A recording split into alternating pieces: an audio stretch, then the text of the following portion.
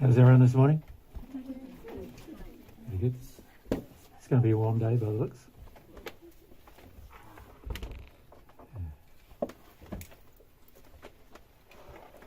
Just wait for my girl.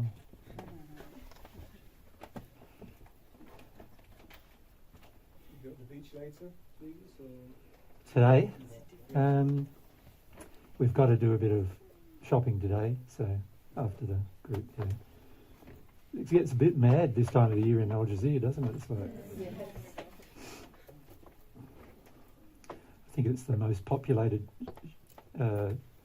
shopping, congested shopping thing I've ever seen, I reckon. And I've been to quite a few places in the world. The locals must hate the tourist time of the year, but love it at the same time. Is that how it is? You have to know the timings. You've got to go at lunchtime before the beach activities. Yeah, that's right. That's right. Exactly right. We went at 6 o'clock the night we arrived. It was like wall to wall people, The shelves are empty. and the shelves are. Oh, That's right. Yeah, shelves are empty. Yeah. Yeah. It's funny in Europe. We find some things quite funny. One thing that's quite funny is car parks are always 3/4 of the size of a car. Every place we've gone to stay, the towels have been 3/4 the size of what you need, or thereabout, to wipe yourself. Yeah, it's quite interesting. You go to the US and it's completely opposite of that. The car parks are like double the size of a car, and the towels are like king size beds. Yeah. It's just interesting, the different psychology of different countries and how it all plays out. Yeah. And travelling to different locations like we do, obviously, I think the only place we haven't been to collectively is Africa, Yeah. isn't it? And but pretty much everywhere else we've been, it's We're a bit rainy. rainy together. Drop that down.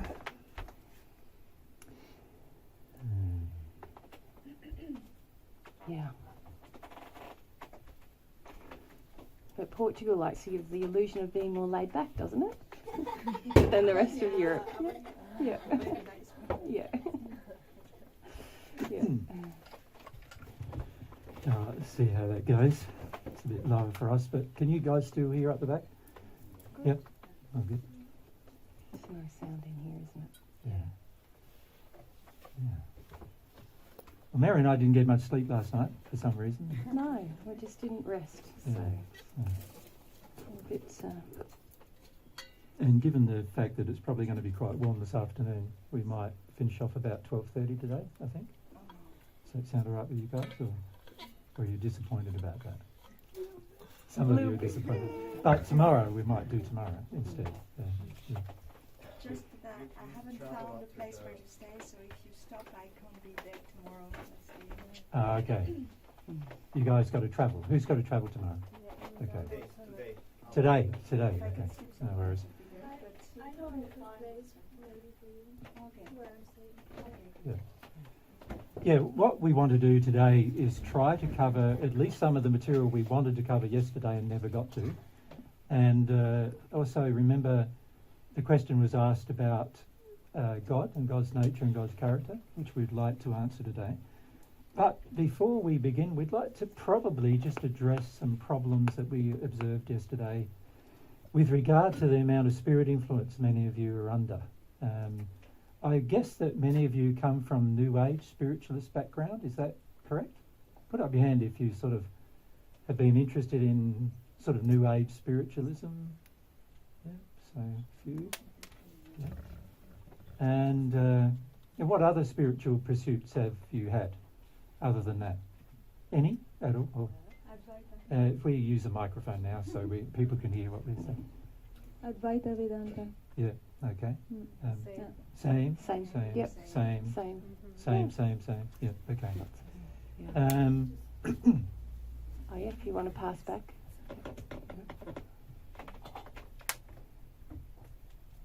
The goodness of human kindness. Yep. So all of these things are what I would classify as variations in degrees of natural love teachings, like so how to become the perfect human teachings, and most of them are motivated by groups of spirits who unfortunately don't have as high ideals as you believe they do in most cases. The spirits themselves who are involved in many of these things are actually generally quite they remain quite connected to the earth, and they also remain in many cases quite earthbound. And what they're attempting to do in many cases is get many of you to engage with them in a way that is going to allow for their addictions to be met by your actions. I just need to have a cough. And one of the problems we foresaw before we started yesterday was that many of you don't realise, but actually your condition is often better than the spirits who are around you that you are honouring. And this is a problem that we see generally with most of these spiritualist teachings. A lot of times the spirits involved in the teachings want to use intellectual teachings that appeal to you in terms of love and truth and other things like that appeal to you. They want to use those teachings in order to gain a foothold into your life and then to manipulate your life in some way so that they can meet their own addictions. So these spirits are adept at doing that, and there are very large numbers of these spirits, billions of these spirits currently on Earth, currently trying to manipulate people on Earth who feel they have higher ideals, but the spirits themselves are using the fact that you can't tell who you're connecting to as a method of manipulating you into doing addictive things, or even into teaching you things where you believe they're loving and they're actually not. An example of that is to do with sexual activity. You know, a lot of people believe in free love and free sexual activity between multiple partners, and this is not something that is a part of what God constructed. It's something that humans believe in, but also it's something that spirits would like to encourage you to do in order for them to meet their own sexual addictions. And so what we see is that a lot of spirits on Earth are influencing people who start out with high ideals, want to be more loving and more allowing of other people's free will and more engaging of their own free will and so forth, but they get manipulated through these teachings. And one of those teachings, of course, is tantric teachings, but also other teachings involving what these spirits believe love is, and it's not God's standard of love. The problem with that is that when we come to a group, we find that we have more opposition sometimes from the spirits who are with us, and which I'm getting now, than from the people who are present. Yeah, than from the people who are present. So yesterday what was happening was a number of you were just sort of curious or a bit non-committal, I would say. The people who are here for the first time, just like, okay, I'll just have a listen. Yeah. But the spirits with you were very resistive to you continuing to listen and engaging with it, with your heart, with your feelings. Yeah. And so as the day went on, it began to feel quite heavy. And some of you felt quite tired. But it got increasingly heavy. And that was a lot about the spirits projecting at you, don't listen, or, a lot of you kind of have a standard in yourselves where you won't project a lot of rage or a lot of nastiness, but the spirits with you don't have the same standards. So sometimes they're just impressing on you to be disengaged, but projecting at Jesus and I, this is bad, stop that now. But in other audiences, some people don't have the same moral standard within themselves, and they start to get angry at us as well. So, yeah. yesterday, that was what was happening throughout the day. Yeah. Yeah. They also often interfere with your thought processes as well in that process. So they often interfere with your thoughts. So while you're listening, all of a sudden you're distracted and like can't get back on track and things like that. Or feel a bit impatient, feel like, impatient. Yeah. get on with it. Yeah. So unless we as a group deal with that today, there's not a lot of truth we're going to be able to share with you today. So we've tried to, Mary and I have been thinking about, well, How do we deal with that? how do we deal with that? One thing we could do is have a talk to those spirits. They're not very happy about talking to us because they feel we're going to upset their life, and they feel that if we share truth with you, you may start to use your conscience more and start to want to desire to do things more lovingly in your life, and that will then interfere with their plans for you and for your life. And so they are concerned in that regard as well.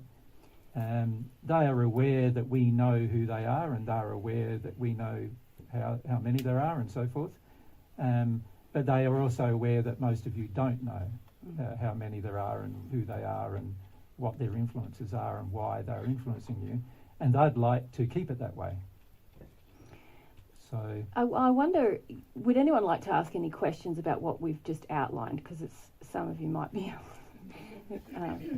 a bit of a strange concept. can we start with Olga and then we'll work our way back here and then on this So side? Elsa, you're on this side, remember? Yeah, So if you just keep your hand up, Marie, yeah. So, So start with Elsa, you Marie can and just, then work our way yeah. back there. I was just wondering what we can do when we get spirit attack. Probably just feel about it, right? But I'm just wondering how we can support you. Yeah, not just that. Remember yesterday we talked about the band of allowance that generally occurs, where you're allowed to stay in a certain condition of love, but if you grow to further, and I said, remember that the earth condition is in sphere 1, and then above that is 2, 3, 4, and so forth. The earth condition of love is in sphere 1 of the spirit world, and for the most part it's quite hellish actually, the earth condition. And the spirits that surround Earth generally are in much the same condition, unfortunately. Now, the reality is they also know that there are people on Earth who are motivated towards wanting to be more loving and more considerate of the environment, more loving towards others and more loving towards themselves. They realise that those people don't have a connection with the conscience very much, but they realise the personal motivation of the individual is that they would like to grow more in love. But the spirits know that if you grow more in love, remember what I said, remember I gave the illustration yesterday with me and Mary.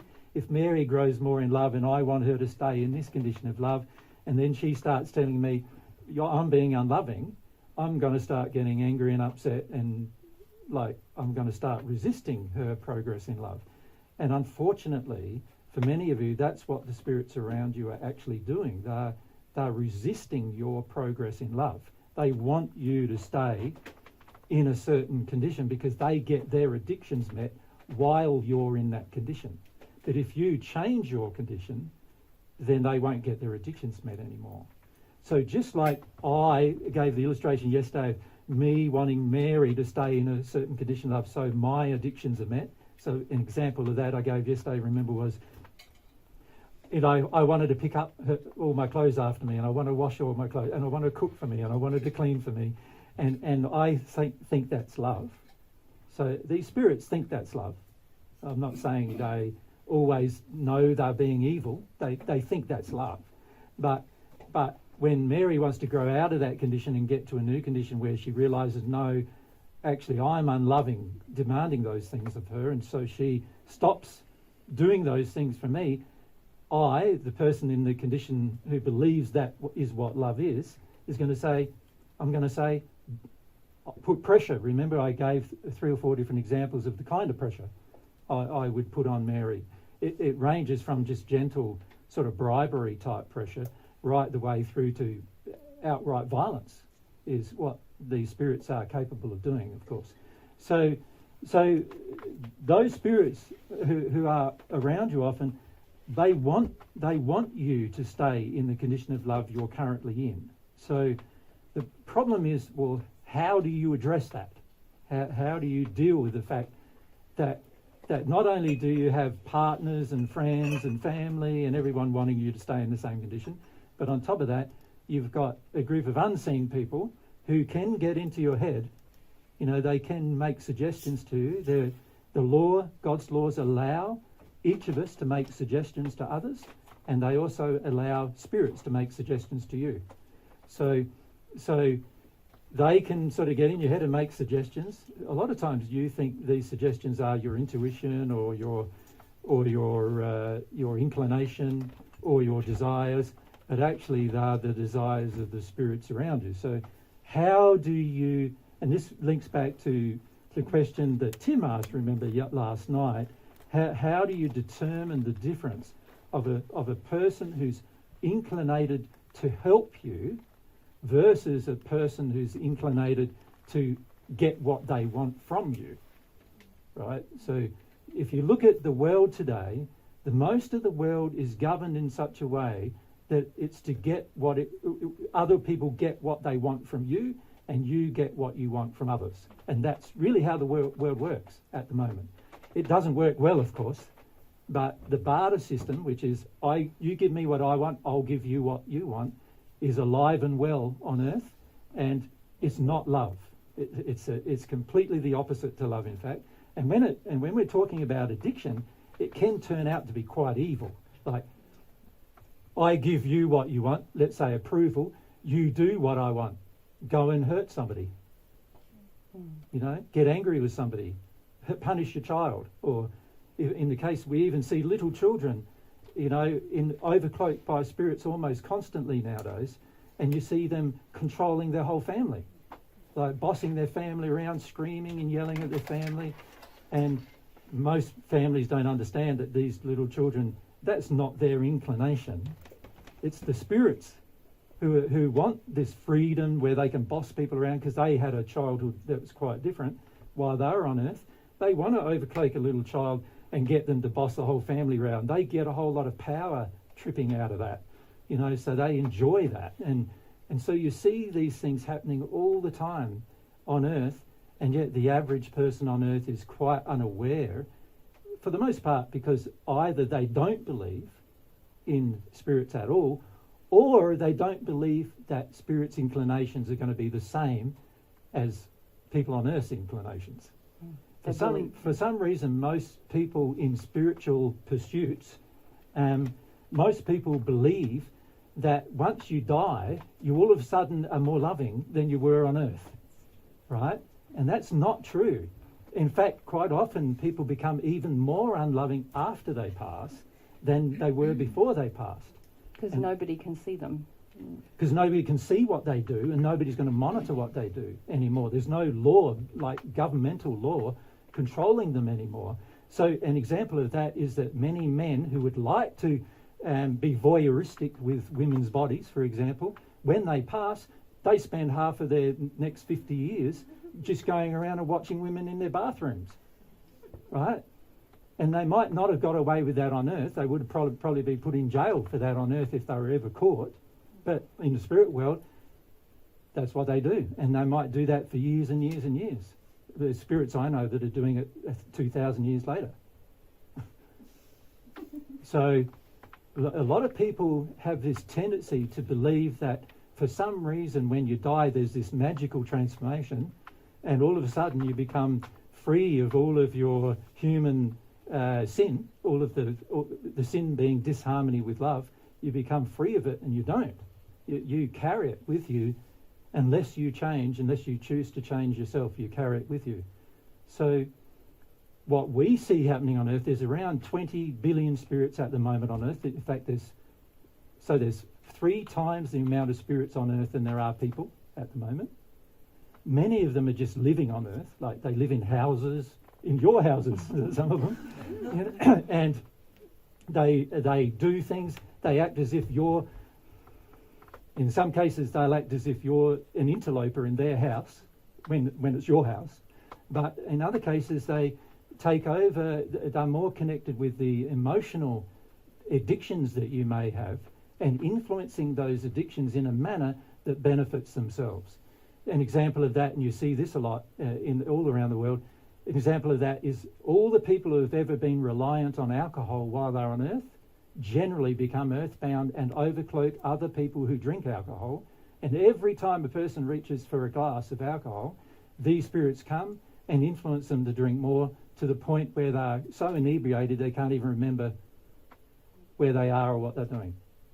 And in Australia, this is a very big thing, like where you often have people their entire weekends can't remember their entire weekend because they were drunk the entire weekend, doing things still, but they can't remember even what they did because the spirits were doing them through them. Right?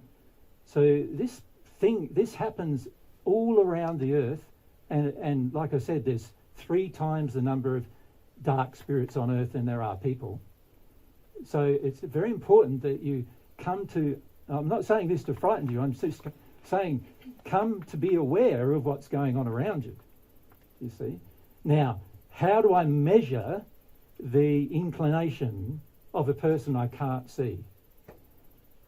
That's a good question, isn't it? Like obviously, when there's a person you can see, you can go, oh, that person went and did that, they went and did that, and then they talked behind my back there, and then they weren't honest with me there, and they were untruthful there, and they were yelling at that person over there, so they weren't very loving there.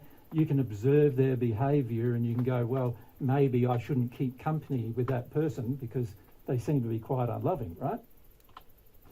How do you do that with the spirit? Particularly when you start thinking that some of the messages you're getting are your own. How do you do that? How do you, or how do you do it when you start believing that some of the messages you're getting are your own intuition? How do you do it then?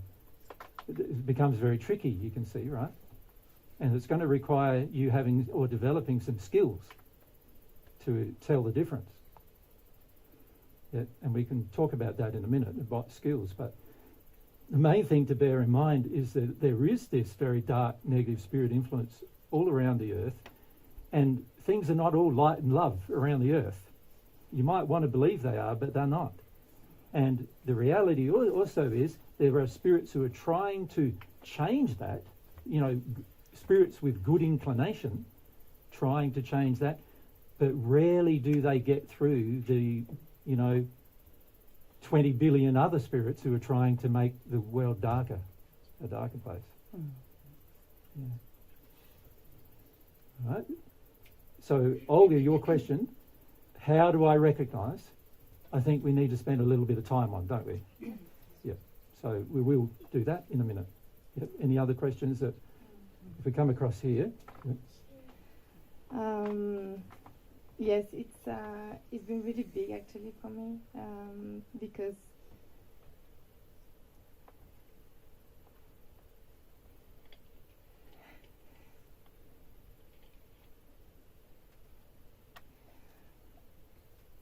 I'm getting there. That's so good. I arrived thinking that I was on the fast and doing the work and doing everything, and yesterday I realized how overclocked I was. Coming here, I almost got into 2 car accidents, which never happens to me. I had like this chain I always had on me, it's Mary Magdalene chain. It broke the same morning. Yeah. Just like so many things happened just before I arrived, and I had all like this feeling of like, you shouldn't go there, you shouldn't go there. Yeah, so that's these spirits, isn't it? Yeah. Telling you, don't go there, we don't Yes. want you there. And then when I came back home, I felt so drained on my way back. I had to stop on the road Yep. to have like a little nap because I couldn't even like, go back home. Yeah. And I was so mad at you. I was like, I don't want to go there tomorrow again. Yeah, why would I want to torture myself again? But see, who's torturing you? It's not me, right? Yeah, I know. Yeah. So then it gets me like to think a bit. Because sometimes when I try to go through like emotions that really scare me, Yep. I really feel it, and then it's really big, and then I yawn, and then I can't feel anything. Yeah. It's Yeah. like immediate. Like I will yawn, and then I try to connect again, and I can't. And then I'm thinking maybe these are also, like spirits not wanting me to go there. I'm not sure. Or maybe Well, I'm not. can I explain what's happening for you? Yes. Yeah. What's happening is there are certain emotions you do not want to feel. And for most women, that emotion is fear. And one of the reasons why you enter codependent addictions with spirits is because they give you the illusion of making your life like smoother, no fear, and they don't want you to feel your fear because they're using your fear to manipulate you actually. And the way they do that is they go, we'll give you information, we'll help you out as long as you live the kind of life that we want you to live. But as soon as you don't live the kind of life we want you to live, we will start punishing you for making a different choice or preventing you from making that choice. So the experience you've had, which is an experience a lot of people who come to our seminars have the day or two before the seminars, by the way. We have people come and they're so attacked by spirits while they're with us that they have to leave straight away. They think they have to leave straight away. Of course, that's not the way to deal with it, but that's what they do. And so they leave straight away, and then they're all relieved again. They're not attacked anymore. And so that's how spirits can manipulate us, by using our fear and feelings that we do not wish to feel. They use those and they trigger those feelings when they're in a situation they don't want us to be in. And most people are inclined towards comfort. And so what they do is they go, well, I'm not comfortable here, so I'm going. And this is a very easy way that many spirits use to manipulate people on earth. What is required in terms of an internal state to overcome it is the good question, isn't it? What am I going to need to do to overcome this? Well, firstly, I'm going to have the courage to feel some feelings. In particular, for yourself, your fear. And that's something you haven't wanted to feel. And because you don't want to feel it, it's something that can be manipulated by others. Yep. But if I have the courage to feel my fear, now they can't manipulate me through my fear. So that automatically disconnects their ability to manipulate me with fear. Now, there are other feelings too that are generally most people find uncomfortable. One of them is shame, which is a fear of a kind we talked about yesterday. It's a fear that you're bad, a fear that you're somehow internally evil, a fear that you're not worthy. And these fears, so shame, they can manipulate your shame. They can make you feel that way, right? They can cause events to occur that make you feel unsettled, and then make you feel like you're ashamed of yourself. And then they can manipulate you by controlling that emotion in you. Because you don't want to feel it, you'll try to avoid it. So if they see a situation that they want you to avoid, they'll make you feel shame in that situation so you can avoid it. So they get you to avoid it. So a lot of people don't realise that it's the emotions they do not wish to feel are the ones that the unseen people around you can manipulate the most. And so that's one way, Olga asked about what are the ways, that's one way we can deal with this problem. Mary wanted to say? Yeah. I don't like interrupting when you're in a flow. But the key thing, though, is to feel what's actually being triggered. So if we think about Marie's example, there was almost a feeling of dread, something bad's going to happen. You almost had the accident, something precious to you. The breaking of your... it's like an omen, a lot of people would say, oh, something bad is going to happen. So that's spirits actually triggering your fear. And then when you get here... He's not just triggering it, he's trying to create it. Yes, it's saying, be afraid, be afraid.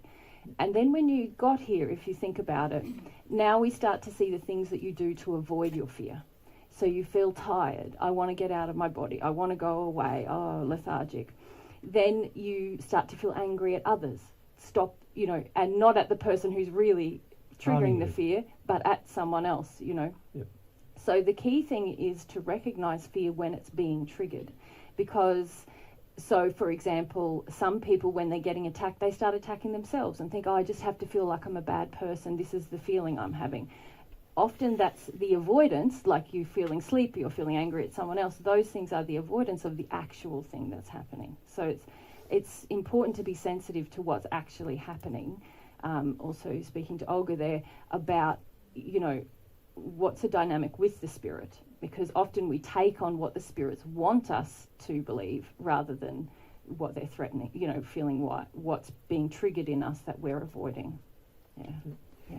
Now, to my mind, there's much simpler ways to deal with the problem than all of that, and all of what we both just mentioned. And we don't have a it's somewhere. on top. Oh. Can't see for looking.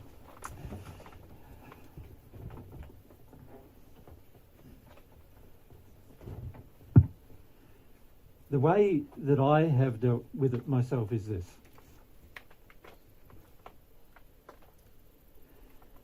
There are things that are, you could say, are classified as the highest ideals you could have. So what are they? What are the highest ideals you could have? The ideal to love, isn't it? Is a high ideal, isn't it? I'll just write that so you can read it.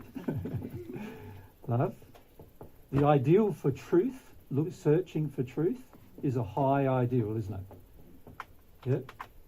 Compassion. Compassion is an aspect of love, yes?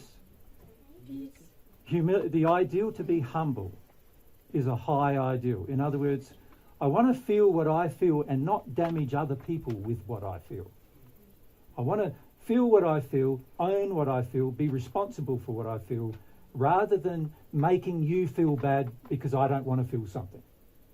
So it's a high ideal to be humble. Yep. Faith was mentioned, yes. So that's a high ideal to actually place your faith in these things, in particular these things.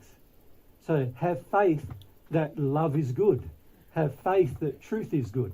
Have faith that being humble is good. Right? These are high ideals. Now, in amongst those primary ideals, you can see each one has, you could say, additional sub aspects to it. So love has compassion, understanding, wanting to have empathy, kindness, giving. Love involves all these things. They are all high ideals. Truth involves transparency, openness, honesty. Right? These are all high ideals. Humble involves feeling my own emotions, not projecting or damaging other people with my emotions, not taking action on my unloving emotions. So in other words, not acting upon my rage, for example. If I'm angry, I feel it, but I don't damage other people with it. I don't become violent with it. This is all a part of being humble. A part of being humble is also listening to different ideas and concepts and being able to analyse them in a calm manner. That's a part of being humble, isn't it? And faith is like having a concept that we can actually do better than we actually are doing now. That's a high ideal, that we want to be better people than we are now, right? So these ideals, you could say, are primary things that should be guiding all of our lives on earth. Every person should have these ideals, but of course not every person does. Now, if I am whoever is trying to influence me away from these ideals,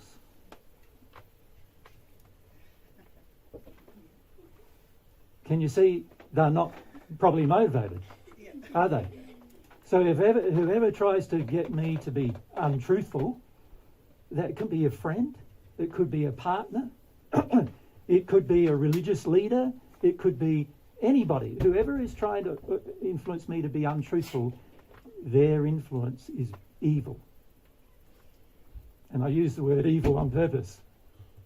They are evil because they are influencing me away from the high ideals.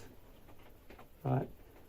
Whoever influences me away from love is influencing me away from a high ideal. So an example of that is politicians who try to influence you to be angry with another country and go to war with them. Another example of that is a group of politicians who cause you to try to be angry with another group of politicians. Another example of that is a group of medical profession who try to make you scared rather than actually informing you. Right? These are all examples of people not loving you, and therefore they are not well motivated. They are motivated through other ideals that are not good ideals. They're not loving ideals. These are the loving ideals. So the best way to measure the kind of people you're with, whether they're unseen or seen, is whether they're influencing you away from high ideals.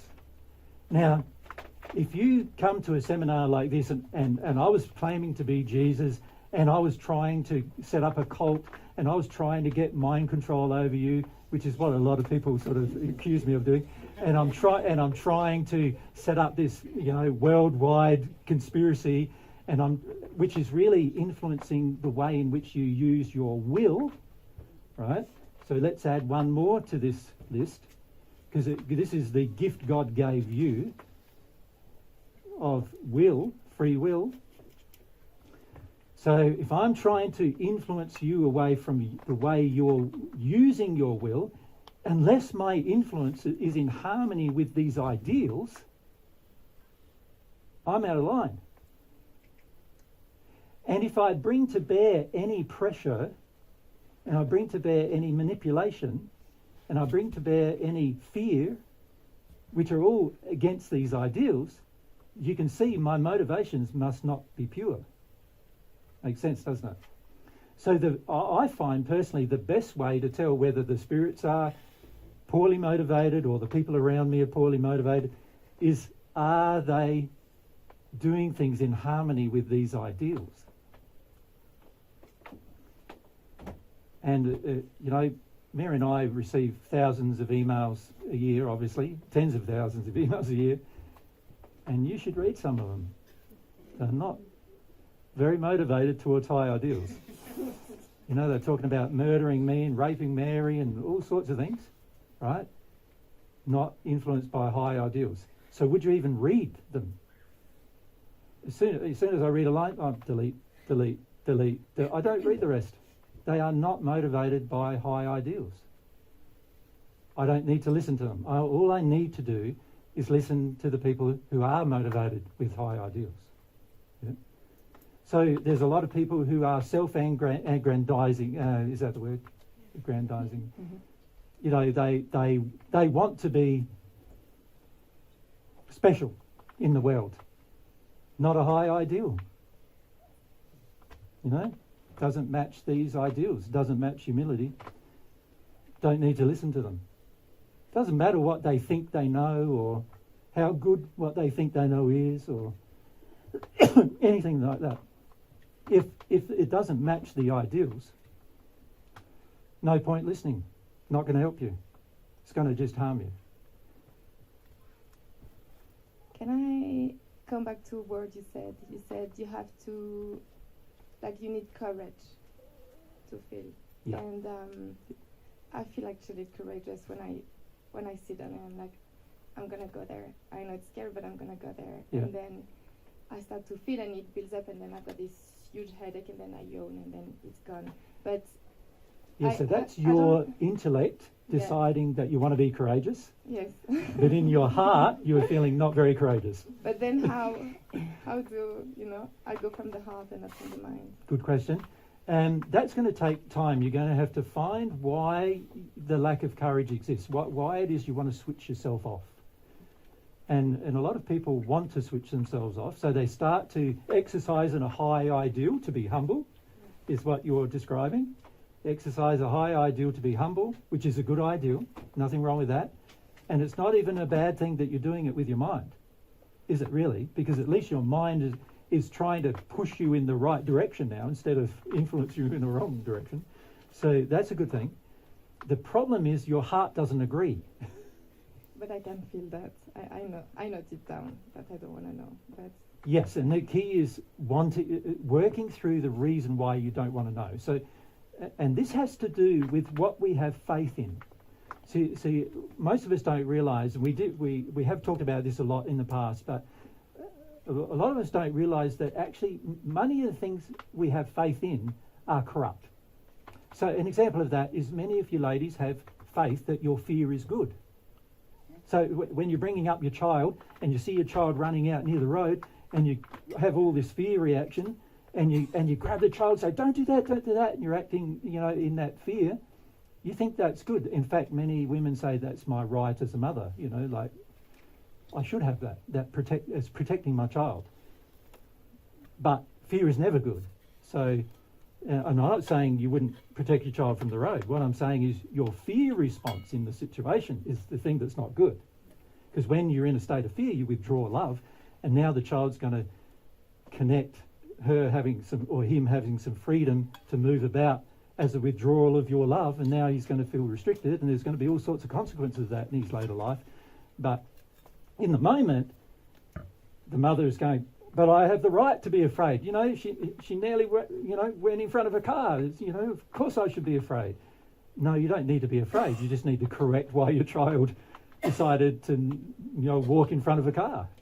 You don't have to be afraid about it. In fact, being afraid about it is more highly likely your child's not going to listen to you, and more highly likely the child's going to walk in front of the car, actually. So the justification of the fear is the problem. So that is indicating in that moment I'm lacking humility to just feel my own feelings, and instead I'm projecting my feelings on my child, and then we're trying to manipulate my child's behaviour through my fear, which is actually not a very nice thing to do. Actually, it's very damaging to your child. But also, justifying it to yourself is even worse. Like saying, well, I have the right to do that because I'm a mum and I should be afraid. That's even making the situation worse. So for many women, fear is the big scary monster that you don't want to go to. And for many men, the big scary monster is sadness. And in fact, what we see is a lot of relationships are the man has a lot of sadness, the woman has to make it go away. She has a lot of fear, the man has to make it go away. That's marriage. There's a marriage. There's a marriage. Not a very good one, right? But you can see in that case, compromising of different principles, the fundamental principles are being compromised, and as a result of the compromise, there's going to be manipulation one way or the other. Now, that also plays out spiritually. Whenever you enter an addiction with a spirit where you want them to make your life safer, the spirit who will enter that addiction with you is going to want something in return. And what they want in return is some level of control over your life. That's what they want in return. And if they want you to go and do other things that you're prepared to do in order to have your fear allayed, you will go and do them. And oftentimes without even thinking. You'll just go and do them because it's a part of the agreement. So really what you're doing is you're setting up, in that state, you're setting up agreements that you shouldn't have to feel certain things. So you need the spirits with you to help you not feel those things. And then they now want an agreement with you. Well, we don't want to have to feel that we're in the spirit world. We don't want to have to feel that we don't have control over our lives here in the spirit world. We want to get back on earth and we want to do some things on earth that we missed out on doing. So now the agreement is a codependence. Each person getting what they want from the agreement, from the togetherness, each person getting what they want, but one of those persons unseen, so therefore more highly potentially manipulative than you, because you're seen by them, but you can't see them for the most part. Right? So it does get back to, for me, this is what it gets back to. If my goal in life is to grow in these ideals, then it makes sense, doesn't it, that anybody who is influencing me against these ideals is a bad influence. And it doesn't matter whether they're my wife, my friend, my mother, my father, my child, my neighbour, my boss at work, or just people generally, or socially, or trolls on the internet, or whoever they are. If they're influencing me against these ideals, I don't have to listen. I don't have to, and I shouldn't. Make sense? Yep. We go over here, and then over there. So, Elsa, over to there. My question is, how do you bear witness to the tremendous suffering that's happening in the world right now, genocide, and maintain grounded in these ideals? Well, one of the first things humility demands of you is that you really can't change other people. The only person you can really change is you, isn't it? You're the person who has control over you. You have free will. You can decide what to do, how to become a better person yourself. Now, so what I suggest to people who worry so much about what's going on in the world is that let's first focus on you, on myself. Let's focus on me. Let's focus first on how loving I am, what my definition of love is, how my definition of love may be creating some evil in the world even. Because many of you don't realise that actually your current definition of love is creating evil in the world. And we can go through some of those things, when we talk about God's standards versus human standards. So some of your current definitions of love certainly do create evil in the whole world, not just for your own life. But if I can work through that, if I have a goal, personal goal, to address my state of the use of my will in this loving manner, then I will improve. Once I've improved, I now have the internal capacity to inspire others to make the same improvement. Right? It is only by people's souls actually changing to have these ideals that any improvement in the world will occur. Only by that. Right? I would even go further and say human love is fickle. One day a person's in love and then the next day they hate each other. Right? So that's how fickle human love is, but God's love isn't fickle. So if you receive God's love on top of these ideals, you will get to the stage where you're not fickle in the way in which you express your love. Your love will be evenly expressed to every person. Your partner will experience the same level of love, aside from with your partner being sexual, and that will be the only sexual relationship. The rest of your love will be to the same level as you have with your partner for every person you meet, right? If you're not fickle. But if you're fickle, you will decide, my children are more important than my neighbour's children. My country is more important than my neighbouring country. You'll decide that my life is more important to get what I want out of my life than it is for a person in Africa to get what he wants out of life. And as soon as you create these inequalities, violence and war and genocides, and they're all possible after that, right? So we must see where it starts. It all starts with the individual making change. Now, the problem for us in Western society is that we have been the worst perpetrators, historically, of abuse of the world than any other places in the world. Mostly because of the power that's wielded by people in the West. Now you have economic power that other countries don't have. You have, and this applies to Europe, you're in the EU, right? The EU is a huge economic powerhouse, right? It finishes up raping the resources of other countries in order to maintain that power. We are a part of that. But if I become more loving, I will learn ways to lovingly protest, not protest in the sense of march, but my heart will no longer agree with what is happening. And then as my heart doesn't agree, then of course, if your heart doesn't agree and my heart doesn't agree and then a million others' hearts don't agree, now we have power to change other situations, systems like governmental systems, medical systems, environmental systems, economic systems. All the systems of the world can change, but they can only change if we understand what love is.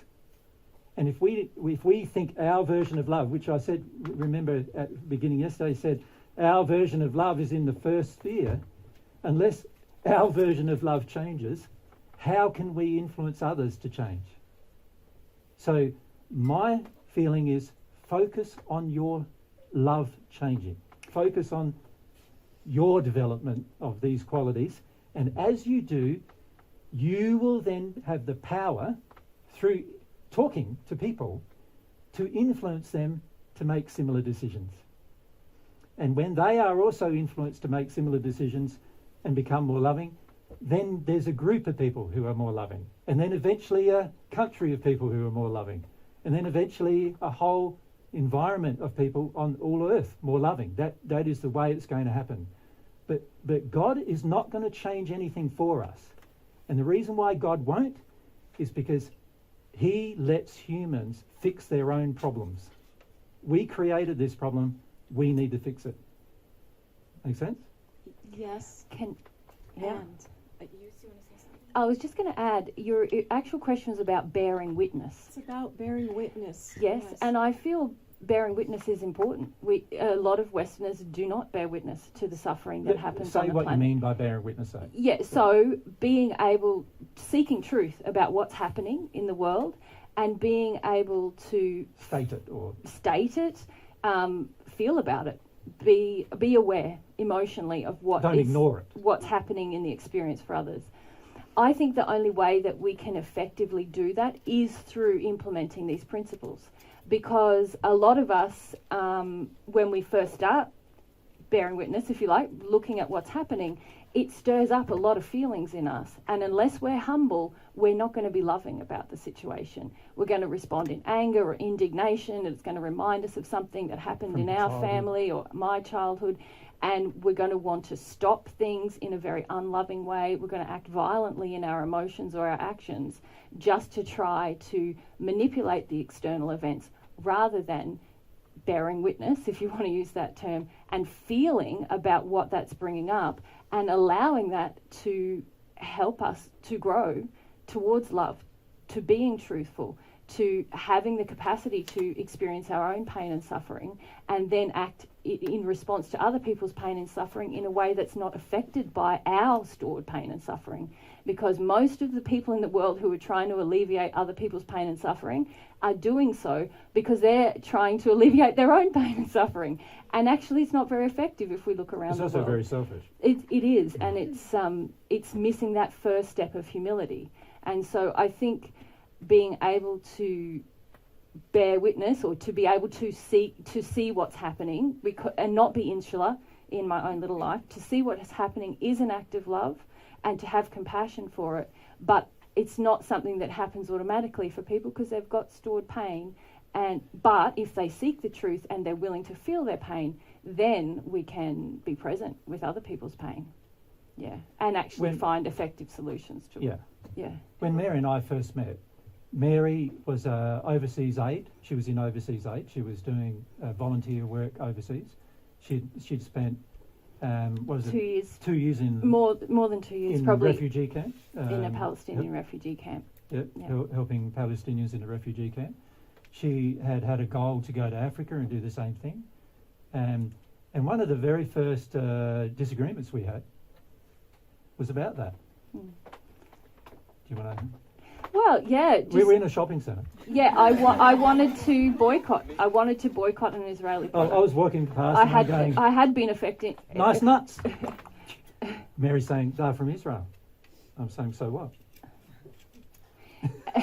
And I'm saying, well, isn't boycotting an effective way to peacefully resist something that where I feel there's an injustice happening in the world? And this started this conversation, which really led to me giving you this answer, really, about the fact that I was feeling a lot of, I was carrying a lot of pain in myself that resonated with the people that I'd been living with for 2 years. I'm Palestinian, by the way. Oh, yeah. So I was feeling very connected to this pain and suffering in your history, yeah. And I was feeling very... And anybody who's sensitive surely would be. It's a pretty tough history. Yep. And then we had this discussion about, well, do I want to love both Israelis and Palestinians? Do I just want to cease the suffering of the people that I was connected to? And was I really considering how my actions might affect everyone, and more than that, how my feelings were affecting things, But you also wanted change without understanding the dynamics, without understanding the spirit dynamics, without understanding the spirit influences in both countries, without understanding the religious influences in both countries, so without I just sort of addressing wanted the to errors in those religions in both countries. Well, yeah, that's what I've Microphone, come to believe, that boycotting is actually an act of rejection and division and hatred. But at the time, I was full of, I want to change the world in a peaceful manner. What do I have at my fingertips, And that's what I had decided, and my position has changed. Yeah. But it's the real solutions are more complex. They require more of us than just boycotting or protesting or, getting angry or writing an angry splurb or, all of those things are ineffective because there's no heart change and there's no personal commitment to dealing with our own pain and suffering first. Not only that, it doesn't address the actual causes. Which is the causes, yeah. Yeah, if you look at the actual causes of many of these smaller country problems, they are because of the big countries harming those smaller countries. Colonization. Yeah. And that is not being addressed ever. And to have a proper addressing of any problem, you must address its cause, not just its effects. And what we were talking about, Mary and I, a lot was that, do you want to keep dealing with the effects of problems? Because there's going to be problem after problem after problem after problem that keep on getting caused.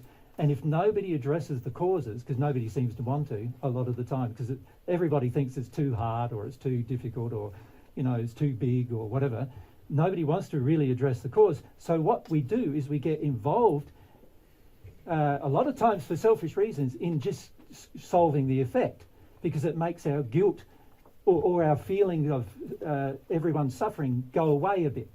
It makes us, instead of becoming really conscious of, wow, there's a lot of pain in this world and a lot of it's getting caused by these big problems that nobody seems to want to address. So how do you address those? How do you decolonize everything? Yeah. You have to bring love, truth and humility into every problem first. That's the very first thing that needs to happen. Every problem has a solution, but it's going to require also, if you think about it, some bravery, isn't it? Like, Mary and I go around the world, we criticise almost every government, we criticise almost every religion. We because there's no love in them. On earth there's hardly any love in anything, is the reality. And we criticise governments, we criticise religion, we criticise personal people's situations, their families. We don't do it because we're critical, we do it because we're saying, here's the ideal of love, and here's where you're not measuring up. And that's the reason why we've got all this unhappiness, right? That's the reason why we do it. But everybody feels it as criticism, of course. And so then most people, when truth and error confront each other, truth is just happy to present itself. Error is not happy just to present itself. Error wants to fight for itself. It wants to get violent for itself. Justify. It wants to justify itself. Right? We even see that in you yesterday. Many of you were in that place already yesterday, fighting for, coming up with intellectual arguments or reasonings, trying to fight for the error. And we watched the interaction between Pierre and Maxine last night. Both of them fighting for their error. It's like, and this has to change if we're going to actually change anything else, right? So what we need to do is we need to understand the standards of these things. Once I understand them and I feel them, now I can share them. I'm in a place where I can share them. And I'll reflect them, actually. That even more important. In my day-to-day than life, I'll sharing reflect them. I'll reflect them in my interactions. And also, because love is the opposite of fear, I won't be afraid, no matter who attacks me for it, no matter who belittles me for the sharing, you won't be afraid doing it. You will go, it's right, what I'm doing is right, so I'm going to do it. It's like, but as soon as you enter into sort of like a emotional, violent attack of somebody, or a deep resistance inside of yourself about going to a place of humility, or any of those places, you don't realise, but we're actually participating in the reason why the world is like it is in those places. Right? So it's very important that these things firstly are understood by the individual, which is the reason why Mary and I spend most of our time teaching about these things. And then groups of people, if they make these changes, can now bring the same change into systems. So the political system of the world, the political system of the world is absolutely stupid. Like, to be frank, like even democracy is stupid, because it's like you look at democracy, everybody votes, but do the people with 90% of the vote get in? No. Who gets in? Oh, the people with 34% of the vote. And I go, how does that work? Well, is that democracy where 34% of the people are happy and the other 66% of the people are unhappy, but because there was 3 or 4 parties and they were all voting on a party level, one got 34% of the vote, one got 30% of the vote, one got 28% of the vote, and so forth. The one with the most percentage of the vote gets in.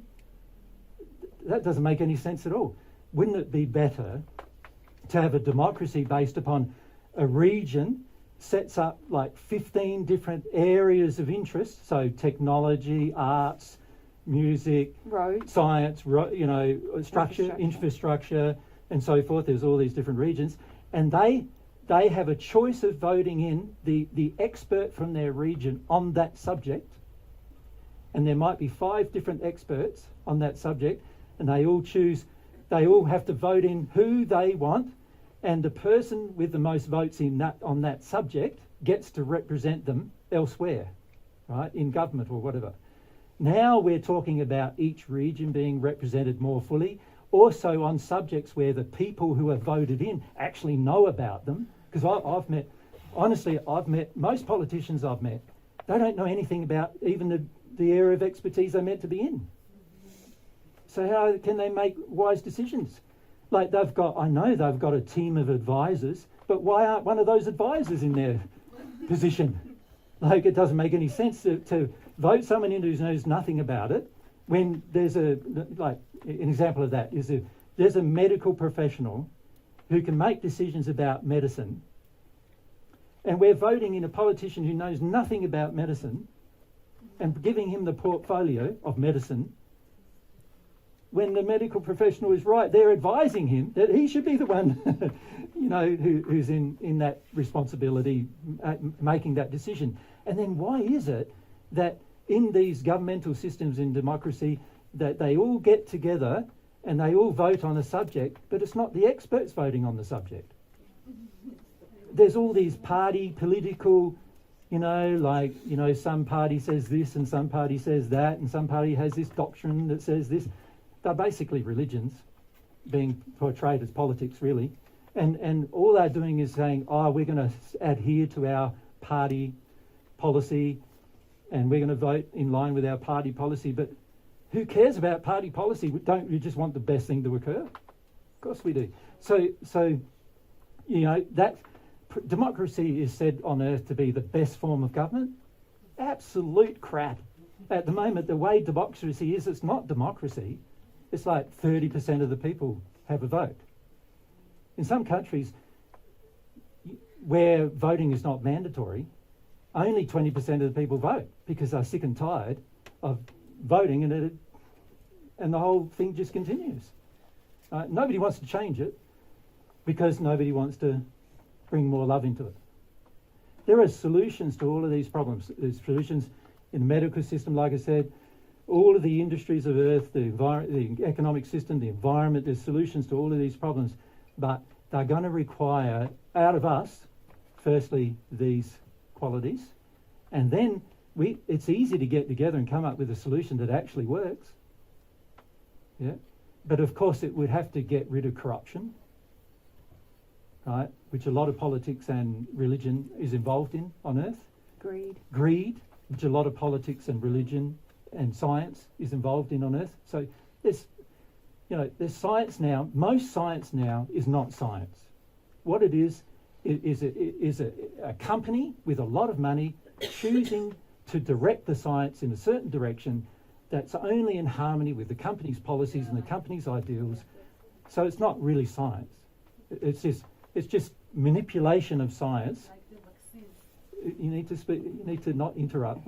And it's a manipulation of science rather than real science, right? So if this is happening in every walk of life, we can change it, but we can only change it by ourselves first, knowing how to change it. Right? It's no good criticising a system if you don't have a solution. Right? Most people on Earth, they criticise system after system after system after system, but they don't have any better solutions because they haven't brought themselves in a higher condition of love yet to understand what the better solution is. So this is why these qualities are practical. Yeah, very. Practical. And a lot of people don't think they are, but they are. They're practical for life because once you bring yourself in harmony with these qualities, you can see solutions become very self-evident once you are in a higher state of these ideals. All the solutions to problems become self-evident. Thank you. If we were over here, sorry. But Hey. Back to spirits. Yep. I have some very dark spirits with me. Yep. They're male. Yep. Very, very aggressive. Yep. Extremely violent. Yep. I know who they are. Yep. I know who they are. Yep. And so we don't have this manipulation. It's more like attack. I feel Not. a lot of attack constantly. Yeah, but you're not understanding the reason why they're with you. So why are they with you?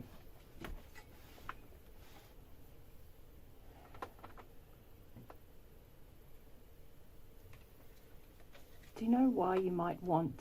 Why do you want them with you? Why? I know it's a hard question because you feel attacked by them. Yeah. But do you know why there might be something in you that wants aggressive men around you? Because I received a lot of violence from them. From when you're little? Yeah. Yeah. And so having someone big and strong and violent around you can help you to avoid how scared and small you might feel otherwise in the world. Yeah. Does that make sense? But also your refusal to feel that emotion causes them to feel like they have some power over your life. Yeah. And so they feel attracted to being with you as a result of that. That makes sense? Your refusal to feel the violence of your childhood in a grieving manner is the cause of the problem. Yeah. Okay. That makes sense? Yeah. Yeah. And for men, it's difficult because you're taught that grieving is, weak. Even like, I don't know why this is a bad thing, but it's girlish. But I think the girls are pretty nice. So anyway, but that's how we're treated, right?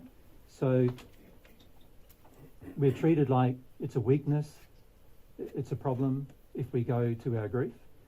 And most men are very frightened of their grief as a result.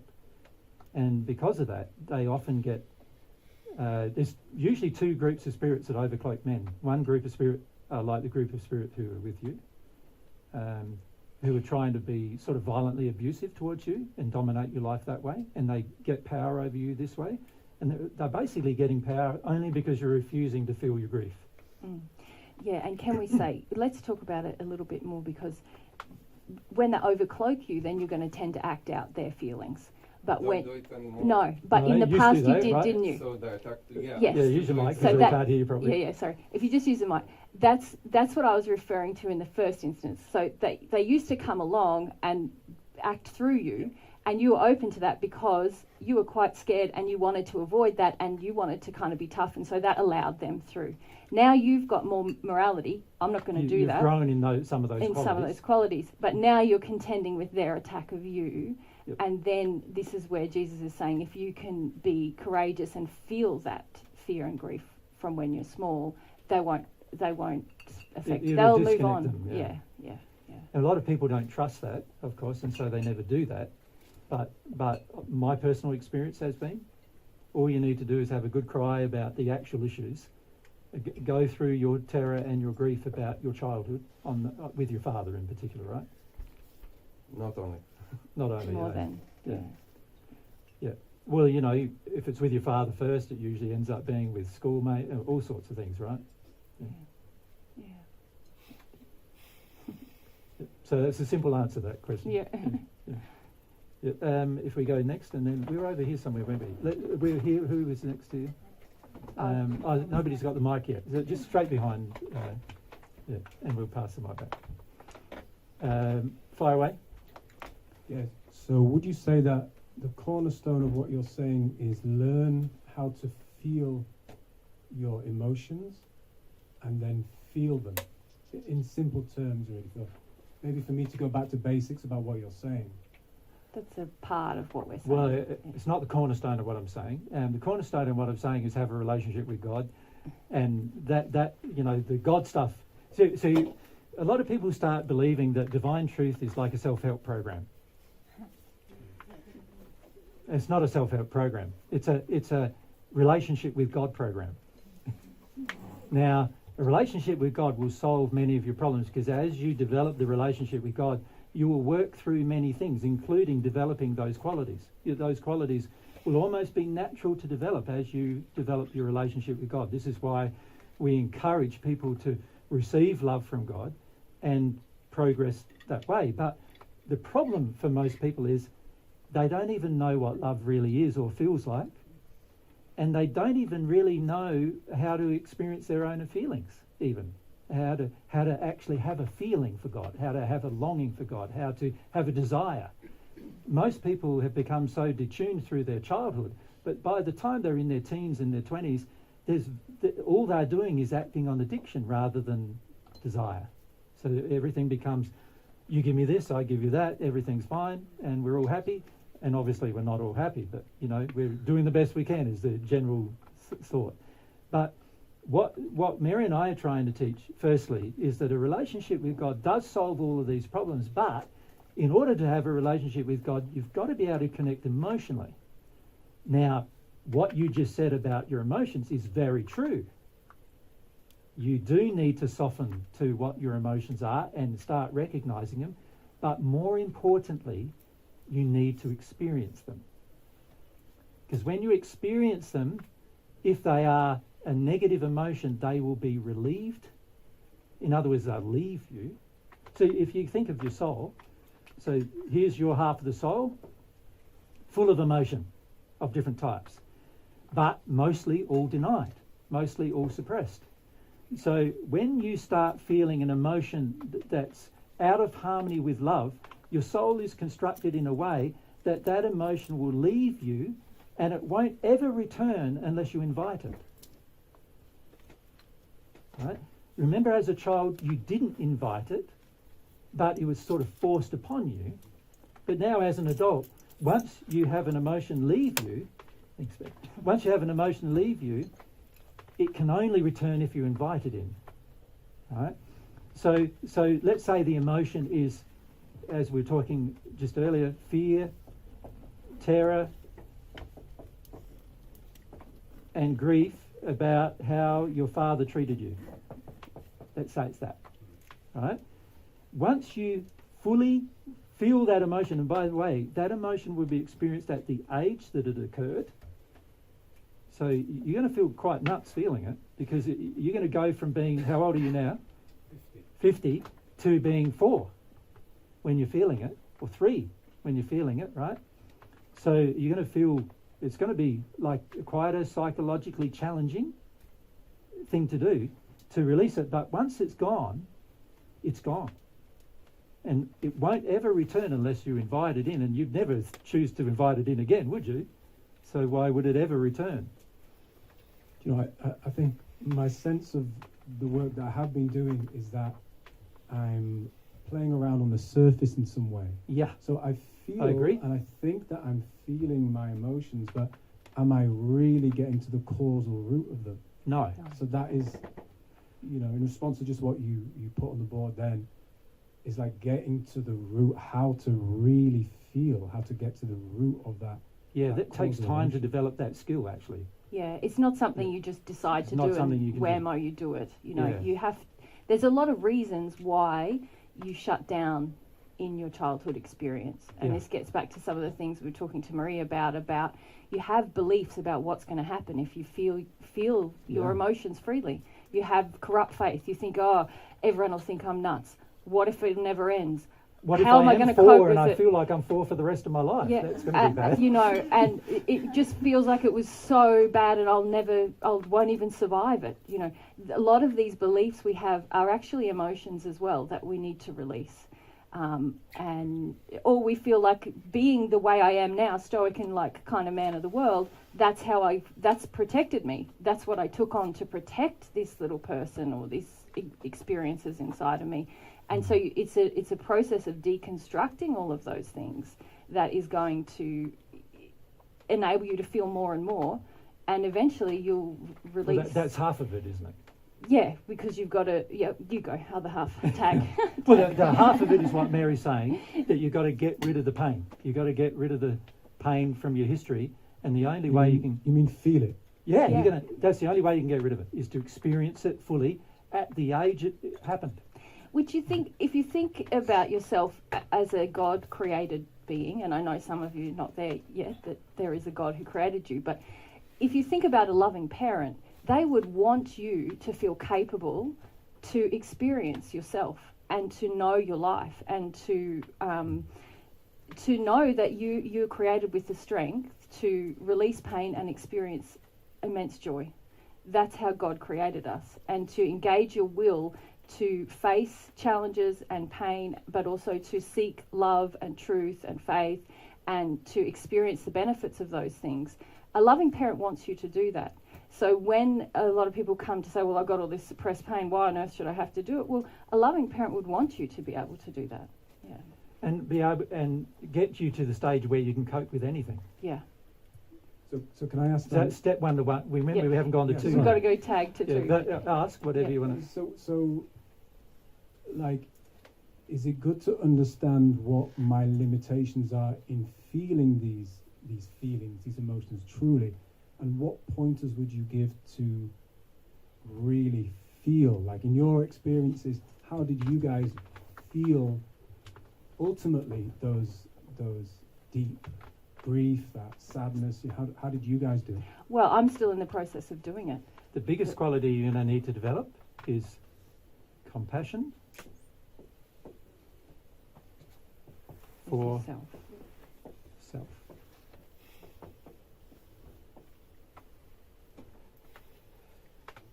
Most of the time we were taught in our childhood to not have compassion for self, to not have compassion for your own feelings, to not even recognise them where possible. You're going to have to learn and develop compassion for self. You're going to have to get to the stage where you go, I know I've got stuff within me, and I'm not going to be able to access it even unless I have some of this love of self, compassion for self, compassion for my circumstance and situation. I'm also going to, so you could rename that love of self, couldn't you? Because that's what compassion is, an aspect of love. So you're going to have some love of self. You're going to also have to have some love of truth. Because a lot of, in your childhood, there's a lot of lies that have been presented to you about why your parents did things. you know, and why the society did things. And those things caused damage to you, but you were also lied about it. So many of you now believe the lie. You will even regurgitate the lie. You know, like when I say that, what I mean is that when somebody says to you, "Oh, this happened to you in your childhood and that was really bad," you go, "No, it wasn't. It happens to everybody." There's They a meant lie. well. They you know. meant well, or it They meant well. No, they didn't. That's a lie. You know, it's not. You might say, and this might be the more accurate statement, they didn't know what they were doing, which is probably more truthful. You know, hardly any parent comes with a manual to know what they're doing, right? So you know, they probably didn't know what they were doing. But surely, if they were sensitive enough, they knew they were hurting you. So obviously, they were desensitized by the time they had children, which is a problem. Otherwise, you wouldn't have had your problems, right? But if you have compassion and love for self, you will go, I'm not going to stoically and angrily push myself into feeling something, because that is not going to ever work. It's never going to. You're never going to access the emotion if you do that. Also, there's no magical solution. You know, you can't just lay on a bed and get a bit of massage and a bit of tickle here, and you know, like, and all of a sudden, all of your causal emotions in your childhood are going to pop out all of a sudden, because you're going to have to develop a level of desire for them to come. In order for them to come, you know, because if you think about your soul, in your soul, you've got suppressed emotion. So I'm drawing half, right? Because you're a half. You've got suppressed emotion. It's suppressed because you don't want to feel it. your will is engaged. Your to will not is feel saying, it. I don't want to feel it. It's interesting because I would say that my desire to feel is definitely there. I disagree. I say that because I feel the implications of them. You know, I suffer from I that. agree that's- with that statement. Yeah. That statement is That- true. And that motivates me to process, to feel. I disagree. Tell me. Well, the second statement you said is actually true. You do have a motivation to deal with some things. So I'm not criticising your motivation here. What I'm saying is you've got some fears inside of you about how to go about doing it. And those fears create a lack of motivation to do it. Fear is like a wall. So you say these hard emotions are behind the wall. And at the moment, it's like there's a wall there to the real hard emotions. So when you start feeling at the moment, you're feeling some surface layer stuff. You know, it's like sensing the emotion through the wall. But you're not actually deconstructing the wall. The wall being a wall of fear and terror about the emotion. And what it's going to be like to be in this space. And what it's going to mean for your future if you deal with it, and what changes might happen to your life if you deal with it, and what corrupt faith you have about dealing with it, and what damages there might be to your current life by dealing with it, and what changes you might have to make by dealing with it. And there's all these fears that get constructed over the course of our life about the actual feelings. So when you said, I feel like I need to deal with it, I agree with you. I can feel in you, you definitely feel like you need to deal with it. You feel also intellectually like you'd like to deal with it because you can see the problems of not dealing with it, right? You're aware of some of the problems of not dealing with this emotion. So I also agree with that statement. But when you say, I really feel like I want to deal with it, I can't agree, because when you really feel like you want to deal with it, you will have had to have deconstructed this fear. You would have had to have gone through the terror. And that's what most people don't want to do. We talked about this in 2016. We did a group called Understanding Your Loving Self or something like that. Understanding My Loving Self. Yep. And in there we talked about this global fear that most people have about the emotions. And until you penetrate that wall of fear, until you actually... And to penetrate it, you have to feel the terror. So what a lot of people are trying to do is to like somehow scale the wall of terror and go down the other side and then feel their emotion. So it's like, it's feeling the fear of feeling the strong, deep grief, deep fear again. Yeah, Yeah. exactly that. And a lot of times, so we construct sort of this entity that interacts with the world. And when you come up to this Can we call it fake me? fake me, Yeah. facade me, Yeah. got it all together me, you know, the one who's in control and all of Control that. me. Yeah. When you come up to this wall and you consider what's on the other side, part of what you're grappling with is, I'm going to have to give up this entity that interfaces with the world, how I'd like to perceive myself to be, to discover what's really underneath, you know, what I I'm really really am. harbouring. Yeah. Because it's not just the way I've been harmed, it's the way I'm harming others, and there's a lot of things in there There's a lot of sin in it too, like of things that I've actually done to harm others. that I'm going to feel and, about. And people are far more afraid of dealing with that than they're afraid of dealing with anything else, to be honest. Yeah. So in my experience, a lot of it's been deconstructing even the person that I'd like to think I am. You know, that I had a lot of fear about that, to coming to who I really am. You know, what's really in me. And what's in us is not who we are either. It's just stuff that's been stored that we can release so that we can become who we really are. We can fully express who we are in a loving sense. But, you know, when we're in this facade-based lifestyle, we're a long way from who God created us to be, and also what we're carrying, what we're storing. Yeah, maybe that's my sense of it, is that I'm playing around on the surface, so to speak. Yeah, in front of the wall here. Yeah. In front of the wall, yeah. In a way that doesn't challenge your current life. Too much. Yeah. Just keep it to an hour a week or something. And to be frank, when you get behind the wall, it's going to blow your whole life away. Yeah. Which That is happens good. to everybody. So what would you say about that, about, you know, getting through that wall? Yeah, that as Mary said, one of the very first things that need to happen is, and by the way, we still haven't talked about the second, Yeah. have we? But I just want to remind you that we haven't done that. As Mary said first, you need to start just deconstructing the fake self, because the fake self is a construction made in order to control the fear that you have to keep everything suppressed behind the wall, right? And that fake self is generally a construction of our own, for the most part. You know, we learnt, usually by sort of mid-childhood, 7 or 8 years of age, we start to realise a fake self is necessary. And so sometimes you see it earlier, but rare. But after 7 years of age, nowadays we're seeing in children of 3 or 4, but because it's so subconsciously done, unconsciously done. But for the most part, most people, by the time they're 7, they start realising a fake self is necessary in order to survive life.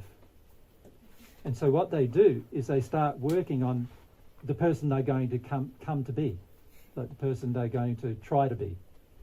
And that self, you end up being very proud of, because that self saved you from all the pain and suffering of the hurt self, the person that was hurt. But the problem with that is it also covers over all the hurt quite effectively. And it also enters addictions quite effectively, right, with other people to cover over the hurt. And so we end up sinning in that fake self quite a lot. We end up doing things to avoid the pain and suffering that we have experienced in childhood. We end up doing a lot of things that act upon that pain and suffering. And honestly, many of you think, oh, don't have a lot of pain and suffering from a childhood, but from God's perspective, God's standard of love, almost every single person on this planet has a huge amount of problems regarding love. And so this is, from God's perspective, how you've been injured is all about love. How it's been outside of God's standard of love. So from God's perspective, God's standard of love is not being applied on earth, and a lot of the damage you think is normal. Like for many of you, you think, oh, this is normal me. It's not normal you from God's perspective, because it doesn't meet God's standard of love, and also a corrupt standard of love, which we called evil, like if you look Love at spelt backwards. love spelt backwards, which is really evil, right? So the opposite of love, if you think about it, is really evil, right? Many of us believe evil to be love. That's how bad our definition of love is. we don't realise how bad it is, because we haven't had anybody teach us God's standards our entire life, for the most part. Religions are not capable of teaching you God's standards because they don't have them. And they purport to be the people who know all about God, but they don't know anything of God's standards of love. Most religions teach that God is a punishing, cruel God. So they definitely don't know God at all, right? So they are teaching that this standard of love that they say God has, but actually it's not God's standard at all. It's human standards. And they're basically justifying human standards of love by creating a religion to justify those standards. And the net result is even the people who purport to believe in God are actually teaching you that God is evil. So how are those same religions ever going to teach you what love really is? And so the net result of that on earth is that we have imbibed all of these beliefs. And maybe what we need to do is just have a quick break for you to go to the toilet, and then talk about some of those standards we've imbibed, so that you can sort of understand. So here I'm talking about the theory of it all, right? But we haven't really talked about what it looks like in practice, have we? Like how these things have become switched over in our own belief systems, where what we believe love to be, from God's perspective, is actually quite evil, right? And it's really powerful to understand this switch that has occurred, and then in the process of understanding the switch, we can start deconstructing the problem. Right? We have to face the problem before we can deconstruct a problem, right? Scientific method. So we need to define the problem, then we can deconstruct the problem. And the problem is fundamentally that our beliefs of that we think are love, for the most part, are not love at all. They're the opposite of love, which is evil. And this is why we end up with evil en masse, you know. The whole world is in a state, really, isn't it, of evil. We're destroying the environment. We're destroying the very place we live in. We're going to get to a stage in 30 years' time, probably, where the environment's going to be so hot the majority of us are going to have to move somewhere to cool down. And then on top of that, we're destroying the environment so much that the oxygen production in the environment may be so far affected, because at the moment the main oxygen production is the ocean, you know, with all the seaweed and everything in the ocean. And if we pollute the ocean more than what we're doing, we're going to get to the stage where the ocean will stop producing greenery that sucks all the carbon out of the air and gives us oxygen. And then what are we doing to all the forests? They're all oxygen producers. They're all getting destroyed more and more and more. If we're not careful, we're going to either starve to death, have no clean water to drink, which is going to mean the majority of people fighting wars over water, or we're going to end up with no oxygen if it's extreme. And that's how much evil there is. We're so evil that we're willing to destroy our own home in order to get what we want. Seemingly get what we want. That's how bad it is, right? And yet the majority of us don't see it in practice because we don't yet feel or understand God's standards of love. And this is why most things that are happening on earth at the moment, do you ever see any problem really solved? You know, like, to a large part, the unloving exercise of technology has got us into a situation where we're destroying the planet. And they are telling me that technology is going to be our solution. Now, I'm not convinced, because no one's loving in the way they implement it. Right? Until somebody proves to me they can be loving implementing technology, then I would say unlikely that technology is going to be the solution. Right? The reality is human souls changing is going to be the solution, but it's a hard solution, because each of us are going to be required to break through that barrier of fear and get into the real stuff. to stop being fake and stop, and get into the real me.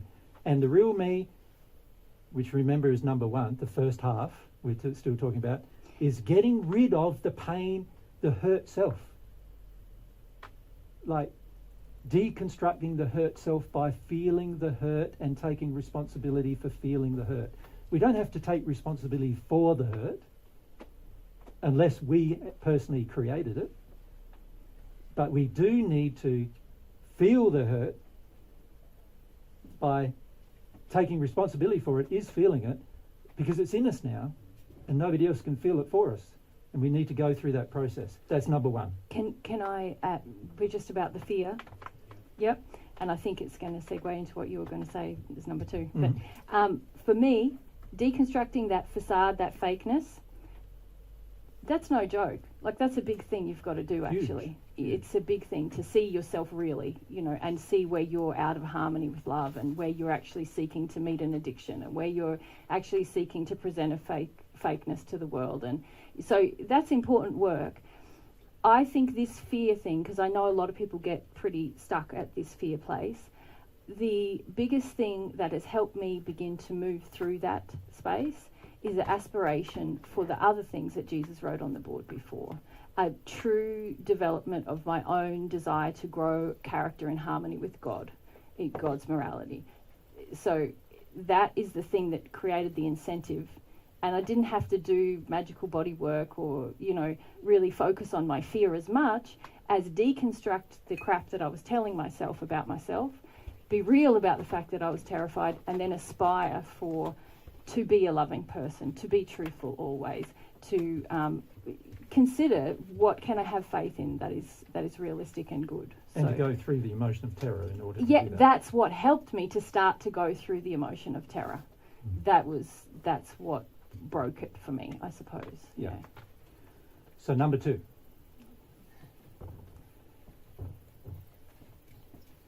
Now, I'm going to be harping on these things for some time to come, right? Do I want to do a pee break? Don't you want to Do you finish? want to do a pee break? Do you want to finish this question Do I want to before we finish do this question the first? standards? Yeah, I think we Yeah, should. let's finish the question first. Right, number two, important thing. So we've already said, deconstructing the fear, you're going to have to go through the terror to deconstruct the terror. You have to feel it, you have to experience it. Once you deconstruct the terror, you will naturally go into the grief, the grieving person. Now, the grieving person is grieving for two reasons. One, things happen to it. Other people, other society, whatever, parents, whatever, did things to it, and it's got grief stored there because it wasn't allowed to feel it at the time. That's number one. Number two is that I did things to myself or to others that guilt is going to have grief associated with it. The guilt of doing the wrong thing is going to have grief associated with it. So there's two types of grief I'm going to have to experience, and that grief will be exposed once I deconstruct my terror about the whole thing. Right? That's number one. That's what we have to do first. The second thing we need to do is we need to learn what is good. We can't just get rid of what is bad, because if you get rid of what is bad and you don't learn about what is good, then you end up with nothing, don't you? It's sort of like, get rid of everything bad, what's left? I'm a blank slate. And obviously being a blank slate is not going to help you be happy, right? So you're going to have to learn some good things. What are all the good things? Didn't we just list them? Okay, so God's love, firstly, the best thing you could ever have, right? So God's love first. God's love. Next thing, human love. Perfect natural man love, loving others, loving self, all that kind of stuff. Loving soulmate, yeah, human love. Truth. Whose truth? Yeah, God's truth. Now, I've got to bring my truth into harmony with God's truth, because my truth is just crap otherwise. I don't know whether it's truth or lies or whatever, do I? If it's in harmony with God's truth, now I know truth. Only thing that's real in the universe is God's truth, right? Bring myself in harmony with God's truth, which is really the same as saying bring myself in harmony with God's laws. Because that's how God establishes truth, through law, right?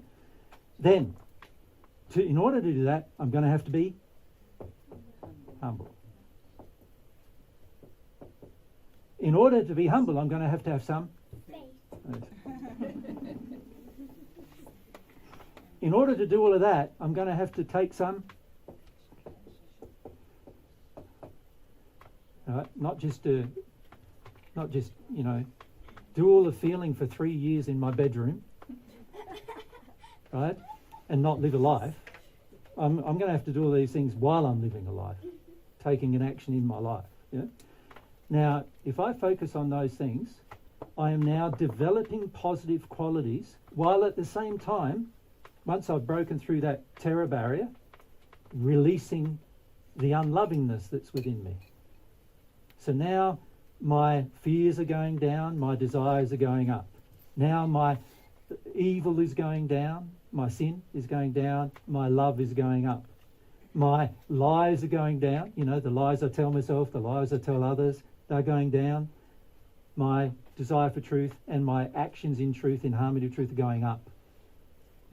My corrupt faith is going down. My beliefs in what is false is going down. My beliefs in what are true is going to be going up.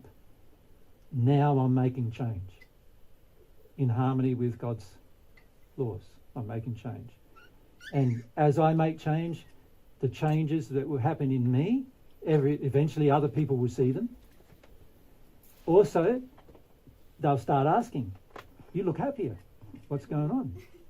Why do you look happier? What did you do? Your relationship's better. Why is that better? What did you do to make your relationship more happy? Because ours is not happy. They'll start asking questions. This gives you a chance then to share that you did those two things. You deconstructed your fear, you went into your grief, both the guilt-based grief based on the things you did wrong and the grief that was associated with what other people did to you. And then you also, at the same time, began to develop these things which brought your condition of love up and also caused you to do things in harmony with that condition that now caused you to become happy. And people will see it, they will. And the more they see it, the more they'll be interested in doing it. The more they're interested in doing it, you can help them do it. The more you can help them do it, and they do it, if they do choose to do it, because it has to be for them that they choose to do it. If they do it, then they'll benefit, and then when they benefit, they'll feel the same as you, they'll be happier too, and then other people say, why are you happy? And it's like a snowball then, isn't it? Right? But it's got to start with a few of us following God's way. This is God's way. Right? And in the first century, we didn't call Christianity, right? We called it God's way. The way. It was called the way. Yeah. For this reason, because this is the way.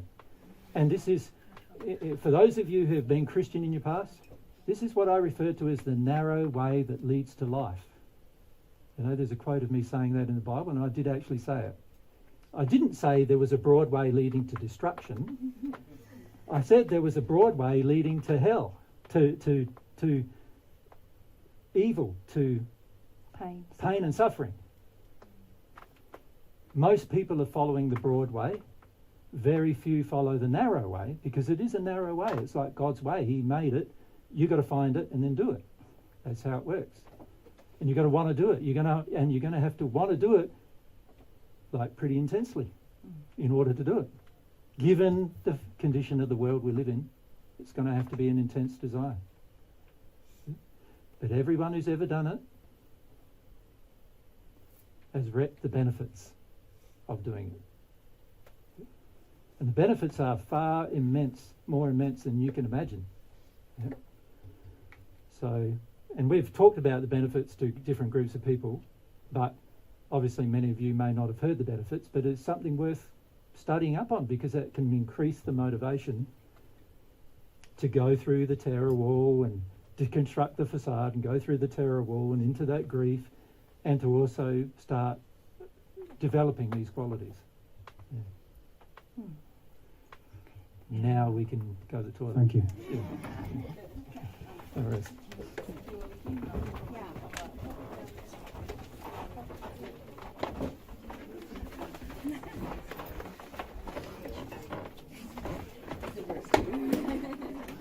Okay.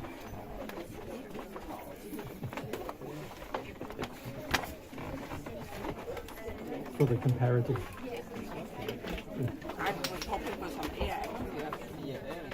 Pretty wobbly, isn't it? Yeah, in the morning. Yeah, it's better now.